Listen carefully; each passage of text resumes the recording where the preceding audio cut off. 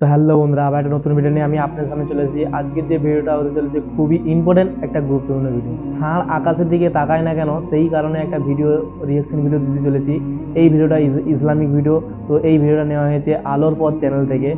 হযরত আলী রাদিয়াল্লাহু তাআলা আনহু কুফা শহরের একটি মসজিদে তাশরিফ নিয়ে বসেছিলেন, আর সে সময় সিরিয়া থেকে আগত এক আগন্তুক হযরত আলী রাদিয়াল্লাহু তাআলা আনহুকে এই প্রশ্ন করেন। আপনারা জানেন, আল্লাহর রাসূল সাল্লাল্লাহু আলাইহি ওয়াসাল্লাম বলেছেন, আমাকে যদি জ্ঞানের শহর বলা হয় তাহলে আলী হচ্ছে সেই শহরের দরজা। সুবহানাল্লাহ। আল্লাহ পাকের তরফ থেকে প্রাপ্ত জ্ঞান থেকে হযরত আলী রাদিয়াল্লাহু তাআলা আনহু সেই ব্যক্তিকে বললেন, হে আগন্তুক, আমি বুঝতে পেরেছি তুমি এই প্রশ্ন কেন করেছ। নিশ্চয়ই তুমি বনী ইসরাইল জাতির অন্তর্ভুক্ত।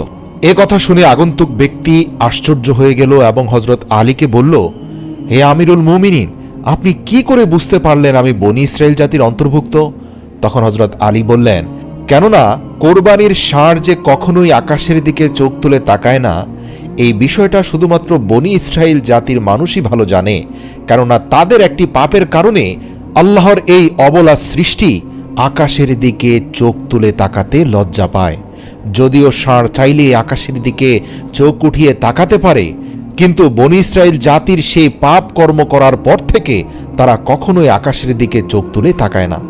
হযরত আলী রাদিয়াল্লাহু তাআলা আনহু বিস্তারিত বর্ণনা করতে গিয়ে বলেন, বনী ইসরাইল জাতিকে কঠিন সংকটের হাত থেকে রক্ষা করতে হযরত মূসা আলাইহিস সালাম আল্লাহর তরফ থেকে প্রাপ্ত জ্ঞান দিয়ে সমুদ্রকে দ্বিখণ্ডিত করেন এবং অতঃপর ফেরাউনের ভয়ঙ্কর আযাবের হাত থেকে রক্ষা করে বনী ইসরাইল জাতিকে লোহিত সাগর পার করে দেন। আল্লাহু আকবার। সেখানে এসে বনী ইসরাইল জাতি মূসা আলাইহিস সালামের সাথে নাফরমানি শুরু করে দেয়। হযরত মূসা আলাইহিস সালাম তাদের সকলকে এক এবং অদ্বিতীয় আল্লাহর মুখাপেক্ষী হতে বলেন এবং তিনি একনিষ্ঠ ধ্যানের জন্য আল্লাহ পাকের সান্নিধ্যের জন্য তুর পর্বতে চলে যান। এদিকে ওই বনী ইসরাইল জাতির এক শয়তানের গোলাম সামিরি নামের এক ব্যক্তি স্বর্ণ অলংকার দিয়ে একটি বাছুর তৈরি করে। সেই বাছুরটির আকৃতি ছোট একটি ষাঁড়ের মতো এবং এই ষাঁড়ের ভেতরে ইবলিসের সহযোগিতা নিয়ে কৃত্রিম শব্দের সৃষ্টি করে। পবিত্র কোরআনে বর্ণনা আছে, এই শব্দ শুনেই বনী ইসরাইল জাতির সকলেই ওই ষাঁড়ের পূজা শুরু করে দেয় এবং তারা এক ও অদ্বিতীয় আল্লাহকে ভুলে যায়, যেই আল্লাহ তাদেরকে ফেরাউনের কবল থেকে রক্ষা করে নীল দরিয়া পার করিয়েছিল। আল্লাহু আকবার, আল্লাহু আকবার। এই ঘটনার পর হযরত মূসা আলাইহিস সালাম যখন 40 দিন পর তুর পর্বত থেকে ফিরে আসেন, যখন তিনি দেখতে পান যে এই বাছুর নিষ্প্রাণ অবস্থায় গাছের সাথে লটকানো আছে, আর পুরো বনী ইসরাইল জাতি যাদেরকে কদিন আগে আল্লাহ পাক লোহিত সাগর পার করিয়ে বিপদের হাত থেকে রক্ষা করেছেন, তারাই কিনা এই বাছুরের কাছে আশ্রয় চাচ্ছে, তাকেই খোদা মানছে। নাউযু বিল্লাহি মিন যালিক। এটা দেখে হযরত মূসা আলাইহিস সালাম এত কষ্ট পেলেন, এত আঘাত পেলেন যে নিজের আপন ভাই হারুনকে দাড়ি চুল ধরে টানাটানি শুরু করে বললেন, আমি যখন ছিলাম না, তুমি থাকা অবস্থায় কিভাবে এই লোকজন এই ধরনের আস্পর্ধা দেখাতে পারে? পবিত্র কোরআনে আল্লাহ পাক বলেন, হারুন আলাইহিস সালাম বলে, হে আমার মায়ের পেটের ভাই, তুমি আমার দাড়ি ও চুল ধরে টানাটানি করো না। এ জাতির লোকজন চরম মাত্রায় পথভ্রষ্ট হয়ে গিয়েছে যখন এই কৃত্রিম ষাঁড়ের ভেতর থেকে তারা শব্দ শুনতে পেয়েছে।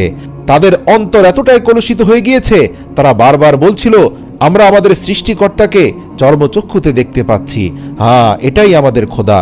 এ বলে তারা সকলেই সেজদা অবনত হলো। আমি যতই চেষ্টা করেছি তারা আমার উপর প্রহার করেছে, আমার কথা শুনেনি। হযরত মূসা আলাইহিস সালাম এই ষাঁড়ের দিকে এতটা ক্ষিপ্র গতিতে এগিয়ে আসলেন, একে ভৎসনা তিরস্কার করতে করতে অভিশাপ দিতে দিতে একে ধ্বংস করে ফেলেন। এরপর থেকে পৃথিবীর জমিনে যত ষাঁড় ছিল এরা সকলেই কান্না করেছে। ওই ঘটনার পর থেকে কোনো ষাঁড় আসমানের দিকে আর চোখ তুলে তাকায় না। হযরত আলী রাদিয়াল্লাহু তাআলা আনহুর প্রশ্নের গুরুগম্ভীর উত্তর শুনে মসজিদের সকল মুসল্লির আশ্চর্য হয়ে গেল এবং বনী ইসরাইলের সেই ব্যক্তি সাথে সাথে পড়ল, লা ইলাহা ইল্লাল্লাহু মুহাম্মাদুর রাসূলুল্লাহ। হযরত আলী রাদিয়াল্লাহু তাআলা আনহুর প্রজ্ঞা দেখে সবাই অবাক হলো। সেই বনী ইসরাইলের ব্যক্তিটি বলল, ইয়া আলী, আপনি যদি আমার বেয়াদবি ক্ষমা করেন, আমি আপনাকে আরো কিছু প্রশ্ন করতে চাই। হযরত আলী বললেন, অবশ্যই, আপনি আপনার প্রশ্নগুলো করতে থাকুন। তারপর মুসাফির ব্যক্তি তার পরের প্রশ্নটি করলেন, ইয়া আলী, জিন জাতির বাবা কে ছিল? আমাদের পূর্বপুরুষ যেমন আদম আলাইহিস সালাম, তাদের পূর্বপুরুষের নাম কি? হযরত আলী রাদিয়াল্লাহু তাআলা আনহু ইরশাদ করলেন, জিনদের সর্দারের নাম ছিল সোয়াম, আর তাকে আল্লাহ রাব্বুল আলামিন আগুনের শিখা দ্বারা তৈরি করেছিলেন। আল্লাহ পাক তাকে সর্বপ্রথম জিন হিসাবে তৈরি করেছিলেন, ঠিক যেভাবে আদম আলাইহিসসালামকে জমিনের বুকে সর্বপ্রথম মানুষ হিসাবে তৈরি করেছেন। আর আল্লাহ রাব্বুল আলামিন জিনদের জন্য একজন নবীও প্রেরণ করেছিলেন এবং তার নাম ছিল ইউসুফ আলাইহিসসালাম। তিনি জিনদেরকে আল্লাহ রাব্বুল আলামিনের ইবাদত করার দাওয়াতও দিয়েছিলেন, কিন্তু তারা সেই নবীকে হত্যা করেছিল। তারপর সেই মুসাফির দ্বিতীয়বারের মতো প্রশ্ন করলেন, ইয়া আলী, আসমানি ইবলিশের নাম কি ছিল? জবাবে হযরত আলী রাদিয়াল্লাহু তাআলা আনহু বললেন, তার নাম ছিল হারিস। মুসাফির আবারও জিজ্ঞেস করলেন, পৈতৃক সম্পত্তিতে পুরুষের 2 ভাগ আর নারীর 1 ভাগ কেন? বুঝতে পেরেছি আল্লাহ রাব্বুল আলামিন নারীকে আবার স্বামীর সম্পদ থেকেও ভাগ দিয়েছেন। আল্লাহ পাক নিঃসন্দেহে কাউকে ঠকান না, কিন্তু আমার মনে প্রশ্ন, এই বিধান আল্লাহ পাক পৈতৃক সম্পত্তির ক্ষেত্রে কেন করলেন যে নারী অর্ধেক পাবে আর পুরুষ দ্বিগুণ পাবে পিতার সম্পত্তিতে? তখন হযরত আলী রাদিয়াল্লাহু তাআলা আনহু বললেন, জান্নাতে হযরত হাওয়া আলাইহিসসালাম যে শীষকে উঠিয়েছিলেন সেটিতে গমের 3টি দানা ছিল। সেখানে তিনি নিজের জন্য 1টি রেখেছিলেন আর হযরত আদম আলাইহিসসালামের জন্য 2টি রেখেছিলেন। আর যেহেতু তিনি মানব জাতির মূল, সেজন্য সেখান থেকে পুরুষদের জন্য 2 অংশ আর নারীদের জন্য 1টি অংশ নির্ধারণ করা হয়েছে। তারপর মুসাফির ব্যক্তি একটি প্রশ্ন করলেন, ইয়া আলী, আমি জানতে চাই এই বিশ্ব কায়নাতকে সৃষ্টির পূর্বে সর্বপ্রথমে আল্লাহ রাব্বুল আলামিন কি সৃষ্টি করেছিলেন? তখন হযরত আলী রাদিয়াল্লাহু তাআলা আনহু ইরশাদ করলেন, এই মহাবিশ্ব সৃষ্টি করার পূর্বে আল্লাহ রাব্বুল আলামিন সর্বপ্রথম নূর সৃষ্টি করেছিলেন। তারপর সেই মুসাফির ব্যক্তি আরেকটি প্রশ্ন জিজ্ঞেস করল, আল্লাহ রাব্বুল আলামিন আসমান, জমিন ও পাহাড়কে কি দ্বারা সৃষ্টি করেছেন? তখন উত্তরে হযরত আলী রাদিয়াল্লাহু তাআলা আনহু বললেন, আল্লাহ রাব্বুল আলামিন আসমানকে পানির বাষ্প এবং ধূলিকণা দ্বারা সৃষ্টি করেছেন, তিনি জমিনকে সৃষ্টি করেছেন পানির ফেনা দ্বারা এবং পাহাড়কে তিনি সৃষ্টি করেছেন পানির তরঙ্গ দ্বারা। পরবর্তীতে সে মুসাফির আবারও প্রশ্ন করলেন যে, হে আলী, মক্কাকে কেন উম্মুল কোরা বলা হয়? তখন হযরত আলী রাদিয়াল্লাহু তাআলা আনহু ইরশাদ করলেন, মক্কাকে উম্মুল কোরা বলার কারণ হচ্ছে, উম্মুল কোরার অর্থ হচ্ছে প্রত্যেকটি জিনিসের মা। আর যেহেতু এ জমিনের প্রত্যেকটা জিনিসকে তার নিজ থেকে বেছানো হয়েছে, সেজন্য আরবের শহর মক্কাকে উম্মুল কোরা বলা হয়ে থাকে। সেই ব্যক্তি আবারও প্রশ্ন করল, হে আমিরুল মুমিনিন, যেমনটা কুরআনুল কারিমে 7ম আসমানের কথা উল্লেখ রয়েছে, সুতরাং আপনি আমাদেরকে সেই 7টি আসমানের নাম এবং এদের রং এর বর্ণনা করে দিন। তখন হযরত আলী রাদিয়াল্লাহু তাআলা আনহু ইরশাদ করলেন যে, আমাদের নিকট আসমান, যেটাকে প্রথম আসমান বলা হয়, তার নাম হচ্ছে রাফি। এই আসমান সৃষ্টি হয়েছে পানির বাষ্প এবং ধূলিকণা দ্বারা। দ্বিতীয় আসমানের নাম হলো কাইদুন, আর তার রং হচ্ছে তামার মতো। তৃতীয় আসমানের নাম হচ্ছে মাদুন এবং সেটি মিশ্রিত রঙের, দেখতে অনেকটা পিতলের মতো। চতুর্থ আসমানের নাম হলো আরফালুন, তার রং হচ্ছে চাঁদের মতো। পঞ্চম আসমানের নাম হচ্ছে হাইয়ুন, তার রং হচ্ছে সোনার মতো।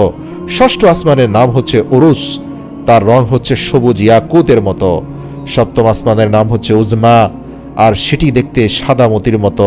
তারপর সে মুসাফির ব্যক্তি প্রশ্ন করলেন, কোন নবী ছিলেন যিনি একই সঙ্গে তার 2 বোনকে বিবাহ করেছিলেন? তখন হযরত আলী রাদিয়াল্লাহু তাআলা আনহু উত্তরে বললেন, তিনি হচ্ছেন হযরত ইয়াকুব বিন ইসহাক আলাইহিস সালাম। তিনি একই দিনে একই সময়ে তার 2 আপন বোন লাইয়া ও রাহিলকে বিবাহ করেছিলেন, কিন্তু তখন আল্লাহর তরফ থেকে 2 বোনকে একত্রে বিয়ে করার বিধানের নিষেধাজ্ঞা জারি হয়নি। তো ষাঁড় কেন আকাশের দিকে তাকায় না, সেই ঘটনাটা আজকের এই ভিডিও থেকে জানতে পারলাম। ভিডিওটা যদি ভালো লেগে থাকে, লাইক, শেয়ার এবং কমেন্ট করে জানান।